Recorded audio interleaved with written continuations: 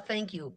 But as Grant said, we the republic is still there, I and agree. that It's and just that not all that occupied. means is that we the people have the right to assemble, and we have the duty as posterity to get rid of what's here and put something else in Right. place. And we have a group of Yeah, us we who are do. doing that. We have a group of us who are doing that.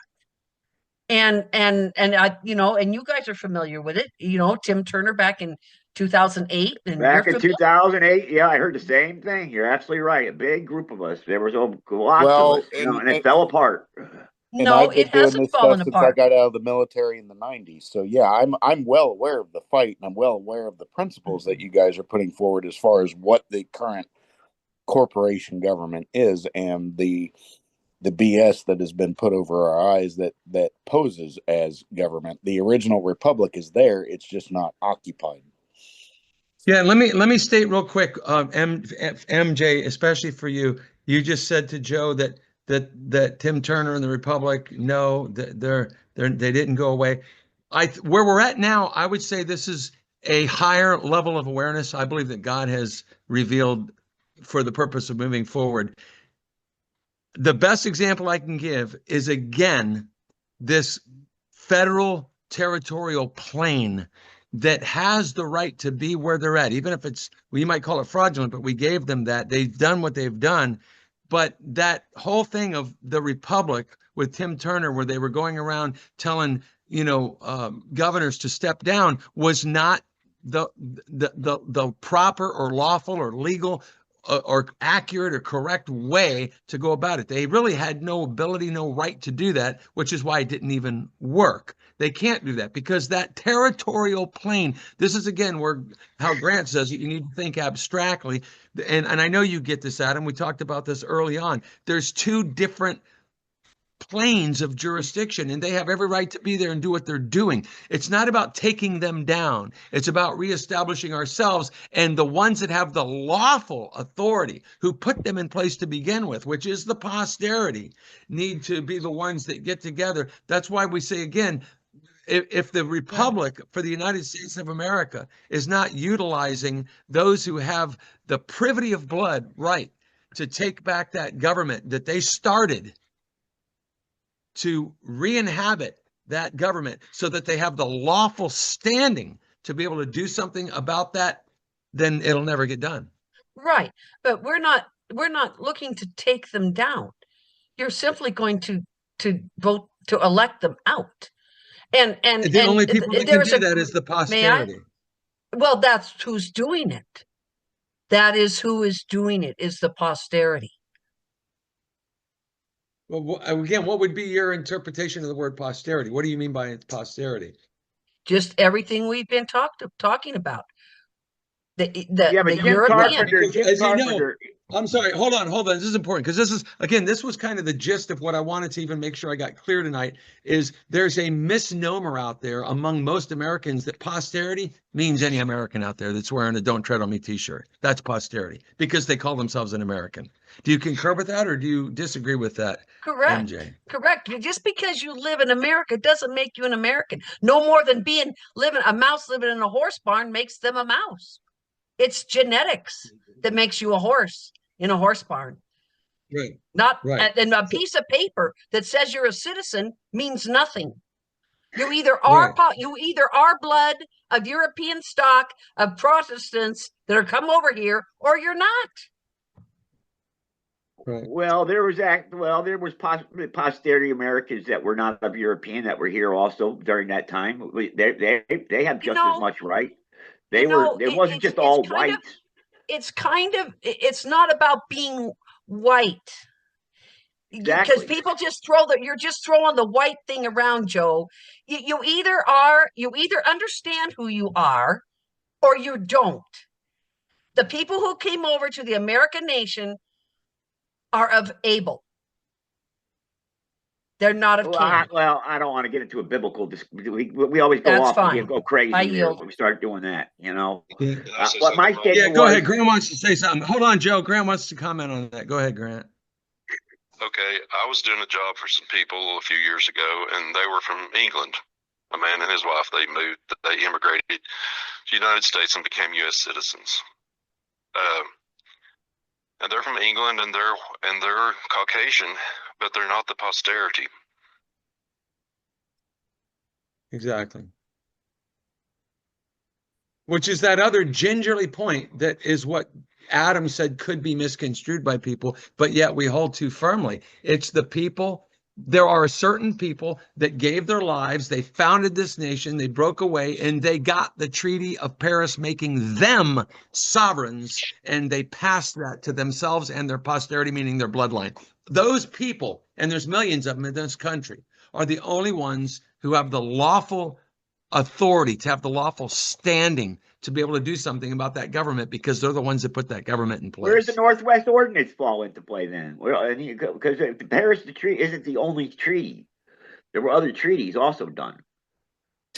So let me try to clear something up, because I appreciate, I'm kind of only listening to Grant at the moment because I'm following where he's going, I think. The rest of this, the biblical arguments and stuff, it's kind of gobbledygooking this into something it isn't. When you talk about the posterity the way he's doing it, he's talking about the group of people who have the absolute right of claim to harm by what is happening right now are those who sacrifice their lives in the beginning, which would have been hold it, guys. We got knocked off. Hold on. Sorry for interrupting. We got knocked off for about a minute now again. Joe, you were saying, when Joe was saying something, it went boom off. My computer, it was gone. And then the circle was spinning and it just came back on now. So Joe, go ahead and make that point again you were making. What were you saying? It's Adam speaking, Mike. Go ahead, Adam. Okay. So I was saying that what Grant is saying, I'm following where he's going. And if I'm getting this correctly, when we're talking about the posterity, we're talking about that group of people who have in any form of law, the only people who can make a claim are the people who have damage or harm to claim. And in this case would be the posterity who had their right of family at the founding of this nation, that the nation they created was taken from them unjustly or unlawfully. And they are the ones who have the most lawful right to go in and claim against the current corporate government or the 14th Amendment citizenship, the creation of those corporation entities that usurped this nation. So that is where I 100% agree. I feel like I have fought that battle, and Joe has too. We've been fighting that battle for years. Not quite like that, but I understand that fight. All right. I agree. So that fight is clear to me. Yes. Did you hear what Grant said? He just inserted a comment. Yeah. Basically, yes. Grant just said we have standing. That's what he said. Yes. We have standing. Yes, you have standing in law, because that's exact. They're going to throw your case out. They're going to throw you out of the courtroom immediately if you have no right of claim to harm. You have no standing. Exactly. So that gives you an absolute standing that they cannot overthrow. They cannot overrule, or at least they'll try anyway. But you should be able to assert it. I love that idea, and I would be interested to see where that goes, because that's not an approach that I have thought of. Now, what's going to get, like Joe's bringing up the other treaties and stuff like that. I think we go down certain rabbit trails with this, or we go down the rabbit trails with the Bible. We go down so many rabbit trails trying to define posterity. We need to be careful how this is being approached and how it's being presented. As Grant has been speaking, it's becoming clearer to me where he's going with this. I think I think so. I don't want to put words in his mouth, but it is the same battle that we've been fighting against this illegitimate corporation that has usurped us for a very, very, very long time. And they are the ones that have opened our borders and led in the invasion and brought our enemy to our doorsteps. Yeah. that needs to stop. I've always believed that. So on that we agree.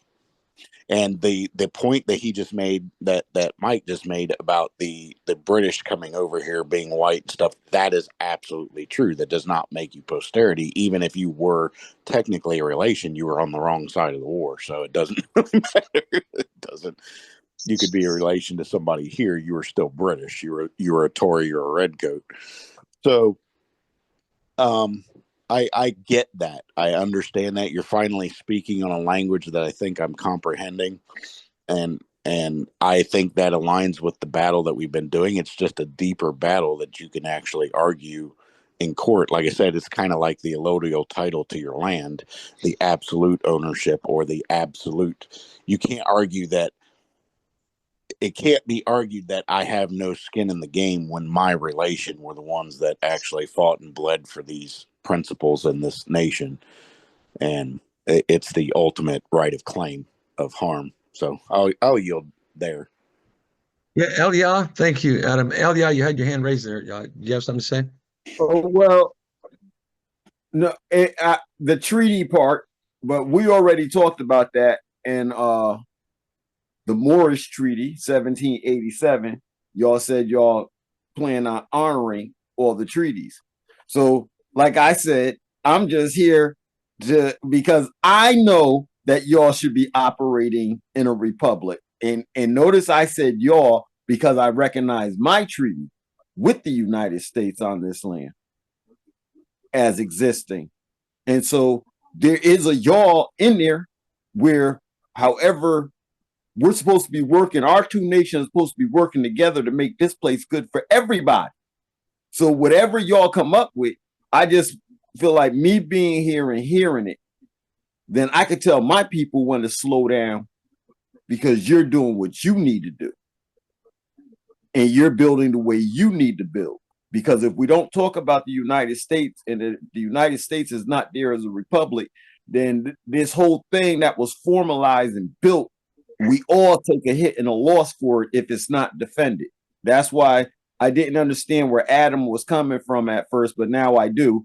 But I do, and I completely understand him saying, if another nation comes here and does jump on us, all this stuff we talking about, we're going to lose anyways. Everybody loses. There is no more posterity on either one of our sides to talk about.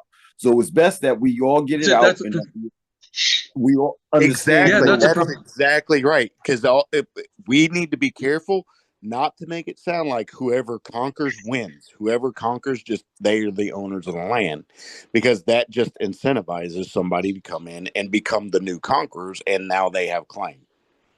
That's what we need to be careful of, because that's what it sounds like in the beginning. That was the gist or the idea that I was getting from this argument. So when we're presenting these ideas, we need to be very careful how that's done. And I'm not entirely sure how to not give that perception in the beginning. I have to think about that a little more.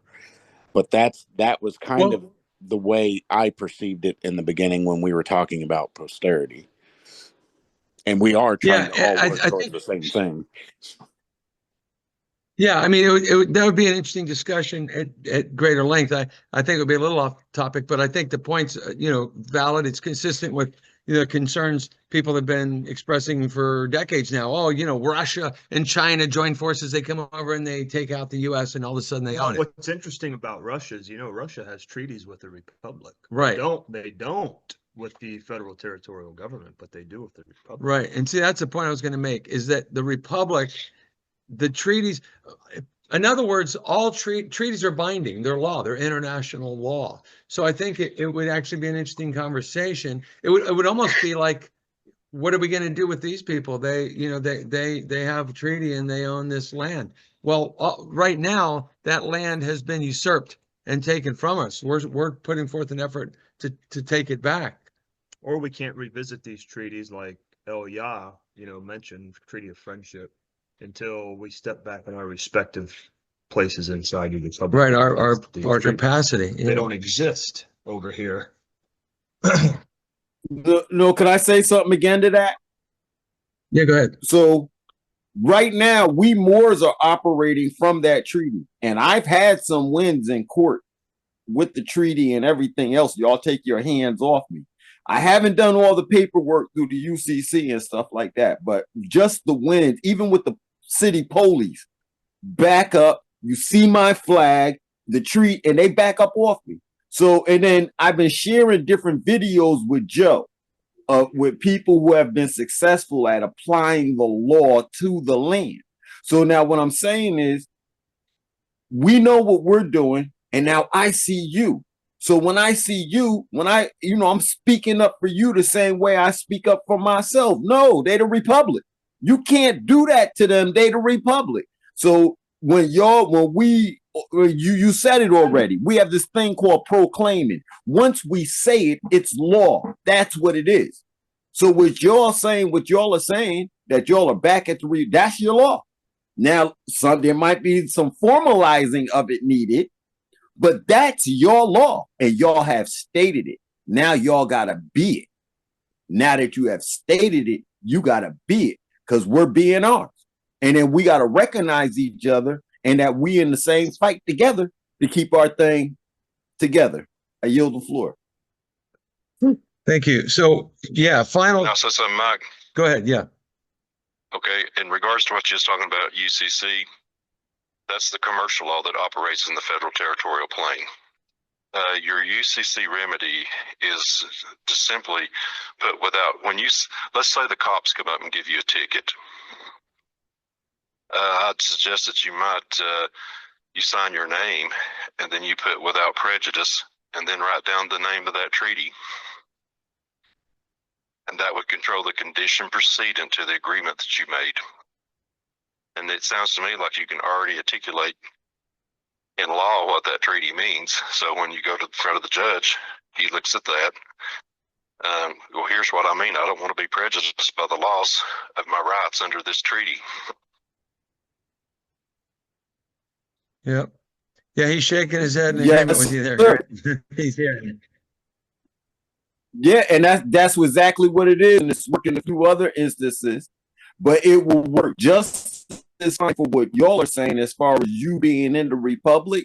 Y'all could flip, and that's what I've been trying to show Joe. I've said Joe 100 videos that you need to say the same thing, Joe, but put it in your terms for what it is that you're doing.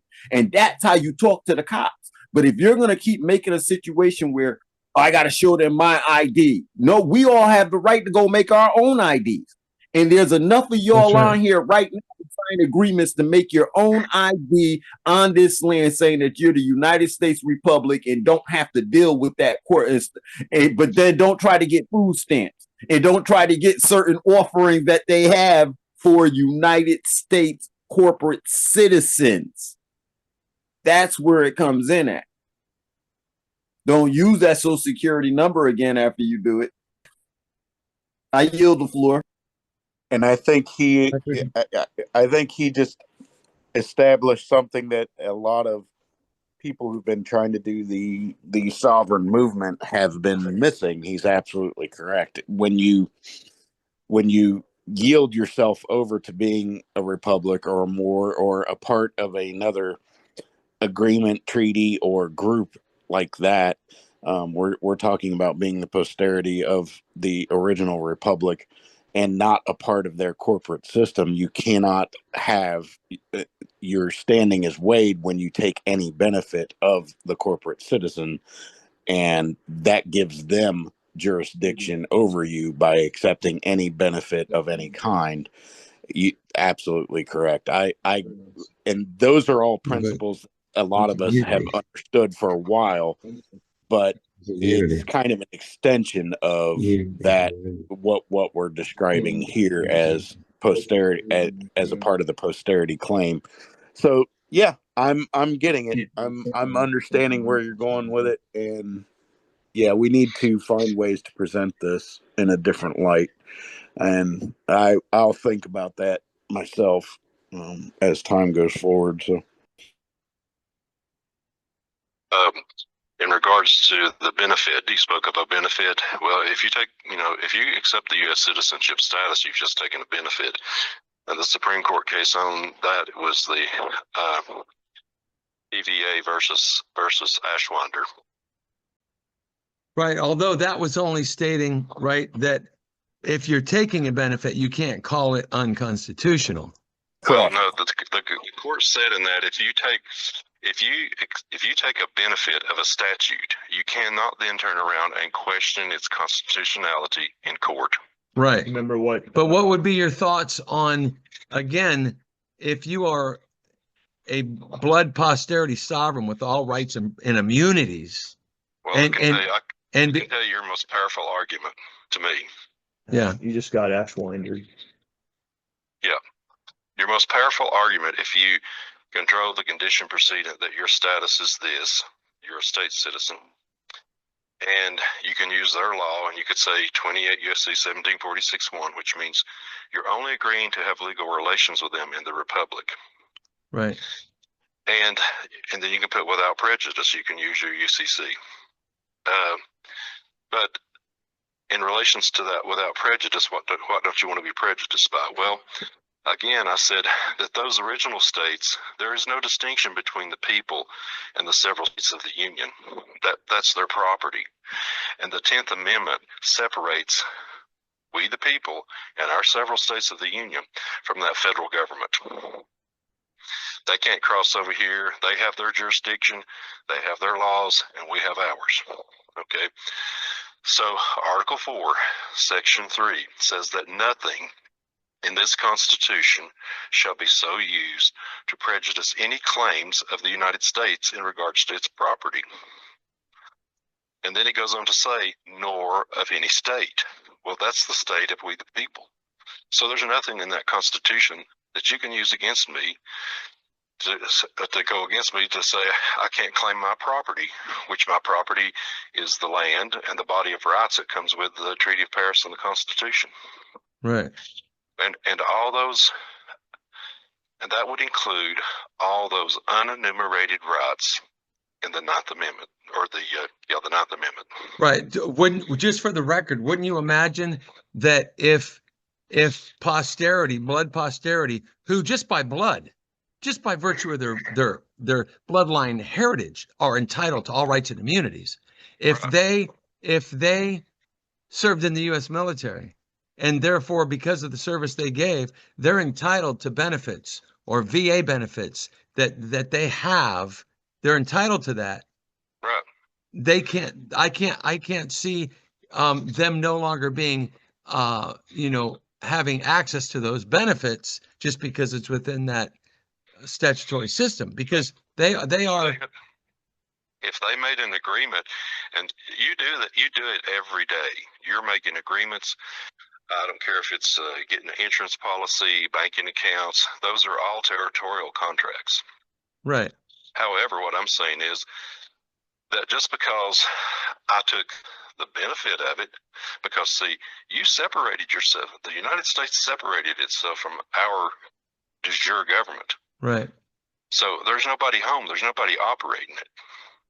So since you separated yourself, I think I have the right to use Federal Reserve notes. Exactly. Without being prejudiced by using them, because Article 4, Section 3, because the printing of money was given exclusive to Congress in the Article 1, but Article 4, Section 3 says nothing in this Constitution, which would include Article 1, Section 8, Clause 17, where Congress was given the plenary powers to rule over that 10-mile square and the territories.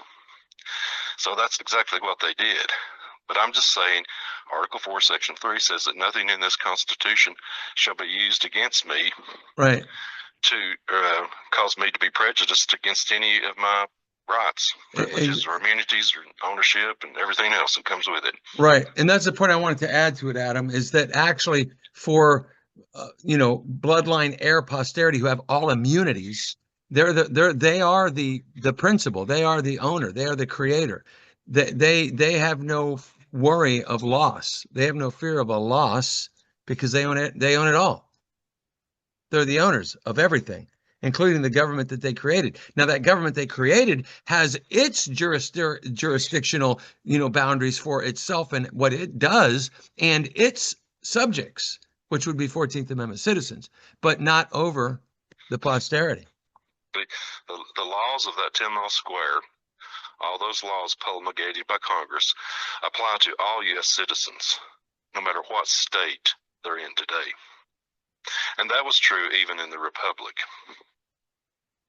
But those laws could not be applied to the citizens of the several states if it violated their constitutional rights. Right. And the other thing is that that 10 mile square and the territories is the property of the United States. So is the national parks, the post offices, the federal court buildings. Those like the national parks and the federal courts, things like that. Those are the insular possessions of the United States. And there's a lot of court cases on the insular possessions of the United States. So we, the people, do not, the several states, do not own them. And we don't own the 10 mile square, and we don't own the territories. But all the lands that's geographically within the several states of the Union belongs to the people. So in theory, we, the people, meaning the posterity, that is the people, we the people, capital P, capital C citizen, who established that government, could technically abolish that government and reclaim that land. Well, we don't have to abolish it. It's there. It just doesn't have anything to do with us. Right, right. And see, that goes back to the other point that I'm always trying to drill with MJ, making sure that it's crystal clear to her, and really everybody, because that federal territorial plane reality is there. They exist. They're there. But now how do we reconcile that with, again, the notion that we're all of us are always putting forward that they are corrupt, that they're fraudulent? No, they're not. Well, they're not fraudulent because we, the people, gave them the authority to do that in the Constitution. The sovereign people gave them thank you. All authorities derived from the people. Right. Thank you, Grant. Let me say this because you made the significant point come to my mind. The point I was going to say would be, but what about when they're violating the Constitution? And we both agree they violate the Constitution all the time. And therefore, the only people that could bring that as a controversy to the Supreme Court directly would be we the people, capital P, capital C. We can bring that as a key. Right. We can bring principles. Right.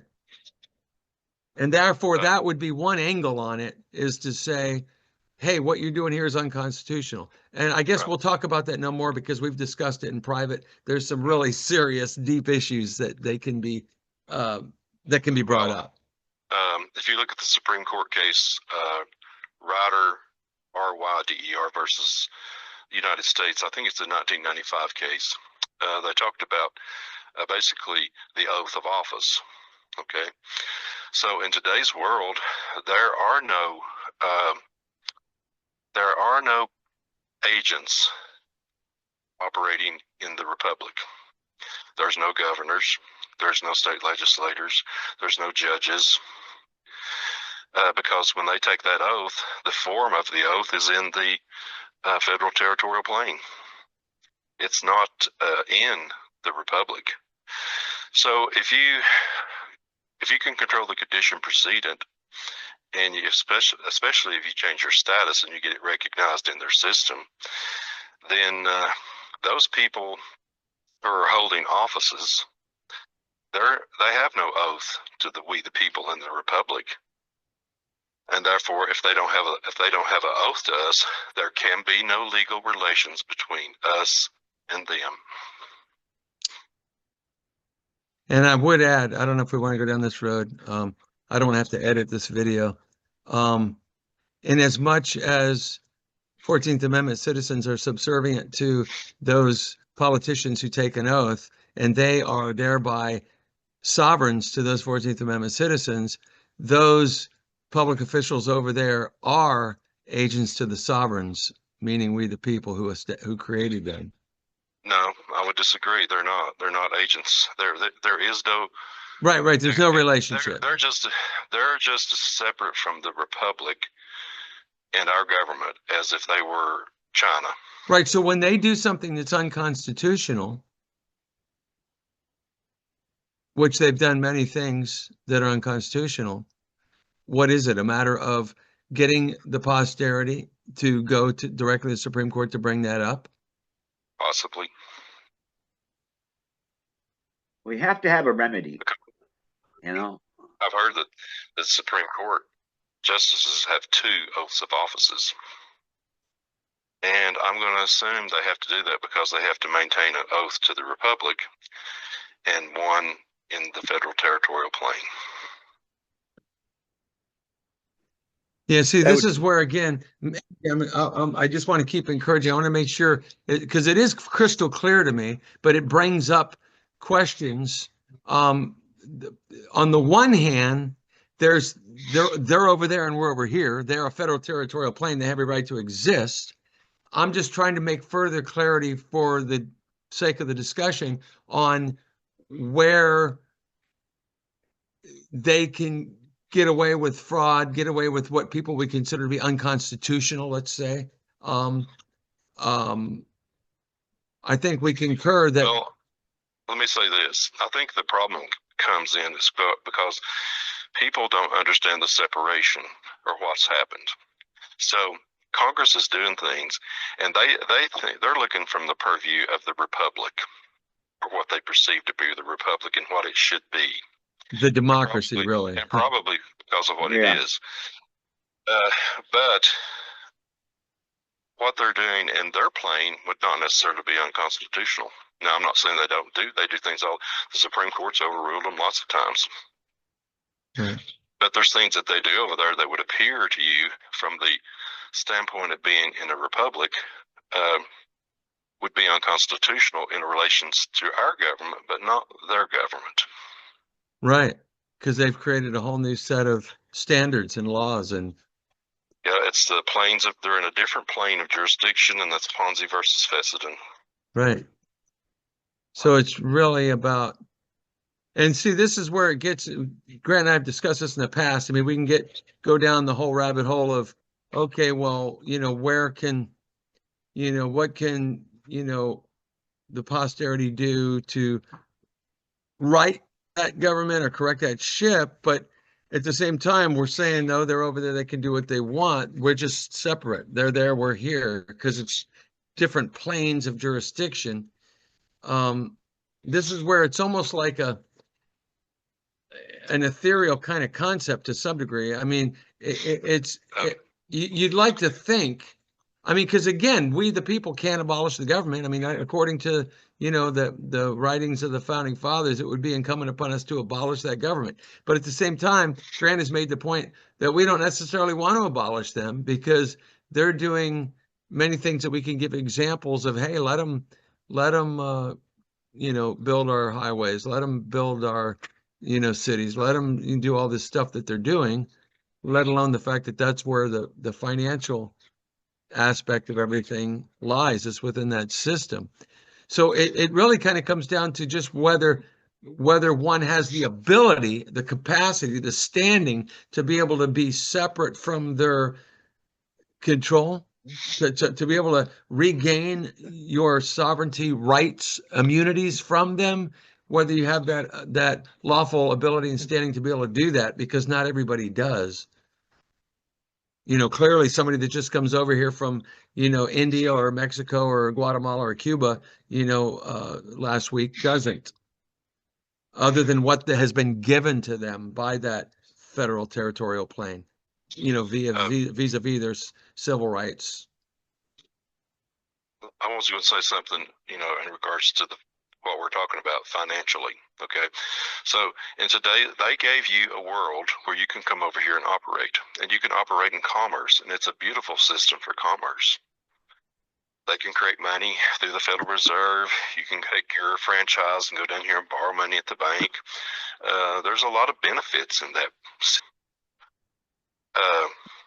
But that system is in the appearance of reality. It's not in reality. It's in the appearance of reality. Quote, Franklin Delano Roosevelt. Okay, so if that system, if the appearance of reality collapses, I don't think most people truly understands what that means for us. Right. So, It's not going to well, that's collapse, Grant. It's going to be there's going to be a transfer of wealth. There's always a transfer of wealth. There's not going to be a Joe, hold collapse. your thought. Joe, hold your thoughts because Elia does have his hand raised, and when Grant's done, I'm going to pass it to Elia. Raise your hand though if you want to say something. I was going to say. So Congress recreated the several states of the United States in Title 28, 81 through 131. Okay. Are those states the possessions of Congress?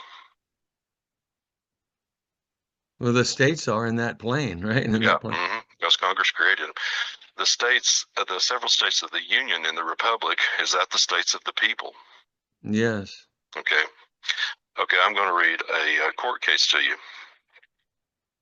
It says the laws of Congress in respect to those matters do not extend into the territorial limits of the states, but have force only in the District of Columbia and other places that are within the exclusive jurisdiction of the national government.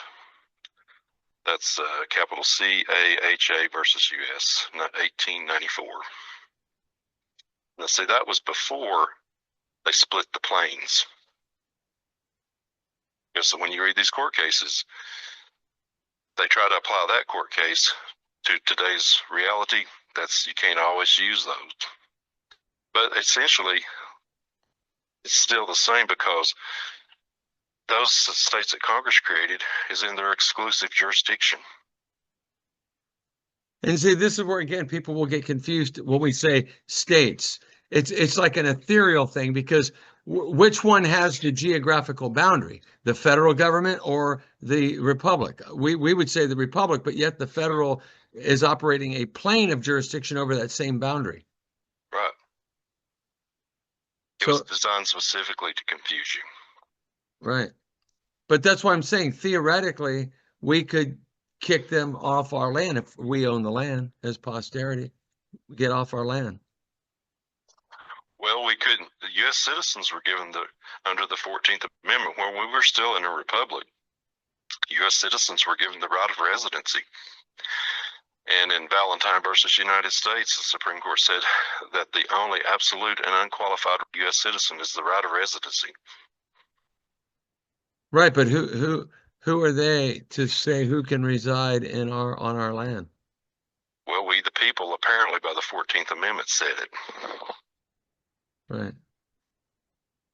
I mean, we're talking about essentially flaws that the founding fathers made. Well, that wasn't the founding fathers that passed the 14th Amendment. Right. And well, right. So 14th Amendment obviously is a big problem. On the other hand, people would say, if it wasn't for the 14th Amendment, blacks would still be, having no rights. It was to give them legal existence in this nation. And like one of the last speeches that I think Barack Obama understands clearly everything I've been telling you from his speeches. Right. And the last speech he gave, he said, U.S. citizens must be allowed to fully operate their franchise. And I agree. I don't want to inhibit your rights under the 14th Amendment. And I don't want to be your sovereign. I don't want to control you. Right. That you've already got a sovereign. Right. Of the United States. Yeah. Go ahead, Elia. So very good. I'm glad we finally got to the 14th Amendment and the so-called black people, because this is part of the problem in everything that we are discussing, where there are no black people or African Americans. All of these people had nations prior to what we built here. And under these nations, the last group that signed for us that's still standing and recognized is the Moors. So it would be proper to call all those black people and African Americans, they're actually Moors before black and African American, because black and African American are also legal statuses that lead to Negro and slavery. And we aren't going back to that level on any level. So we're going to deal with the treaty and the fact that they are Moors. And then when y'all adopt that and y'all start saying, nah, y'all Aztecs, y'all Moors, y'all are Olmecs, y'all are anything and everything. Now we're talking about make America great again, what it was from the beginning.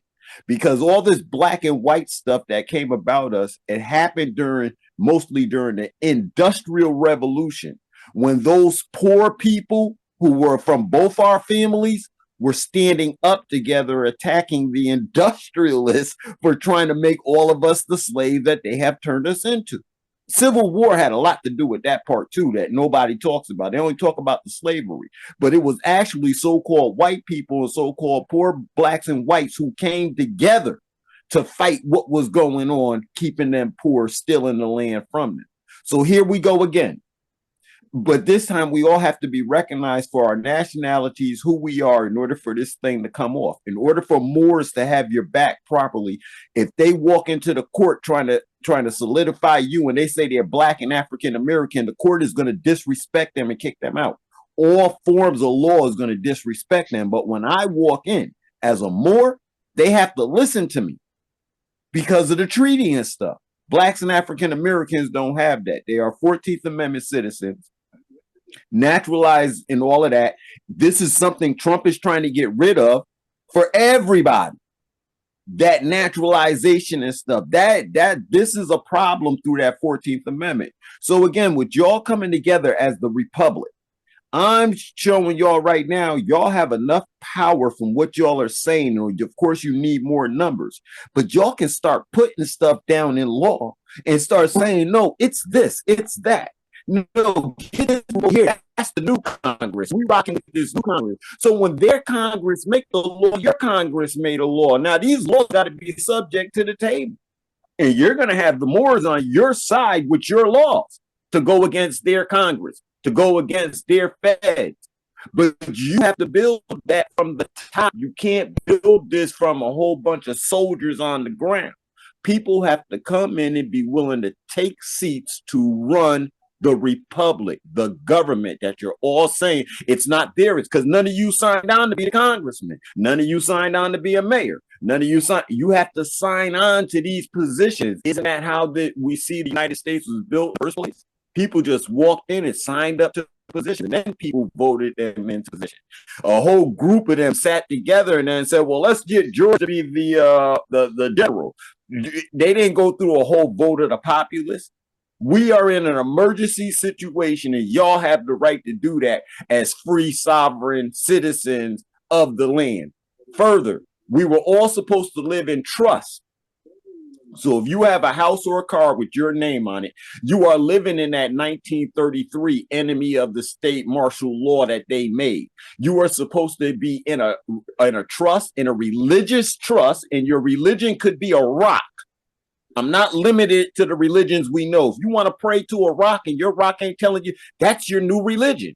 But when you go sign for your house and car and stuff, it goes in the name of the rock, not you. And that's what takes you out of their system. That you get to set that up with the United States Treasury. You get to capture your birth certificate, your social security card, and all the other documents that you sign. You get to capture them all. You get to be the republic, and you get to start operating what y'all are talking about immediately without anything holding you back.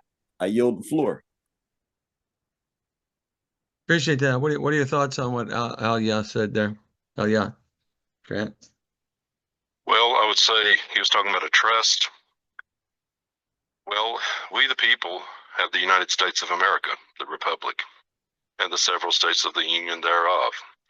I'm supposing we could reestablish our states and elect state senators and governors in our republic, and we could even elect a president and congressman. Would those people, as the original de jure government, have the right to go up there and hold our sessions in that building in Congress? I would say so. And furthermore, we have the United States of America. So what's the motto of we the people? It's on the cars, it's on the money, it's on the police cars, it's on the money, it's on the courthouses. In God we trust. In God we trust. So, and we clearly define that as under the laws of nature and nature's God. So we put we put all that we have in trust to our God. Right. Which is what I did. And without getting too religious, God is with you, who can be against you? Exactly, brother. That's right. Well, let's end it on that positive note.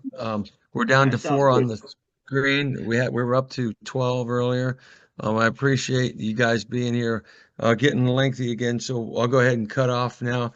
Yeah, thanks for coming on, brother. Appreciate it. Appreciate you being here. And Joe, thanks for coming on. Adam had to split already. I'm glad he came on and Yeah, you're was welcome, making Mike. some progress with us. MJ, thanks a lot. A few of the others bailed already because we carrying on. But Grant, thanks so much, brother, again for joining the discussion. And we'll do it again next Tuesday, you guys.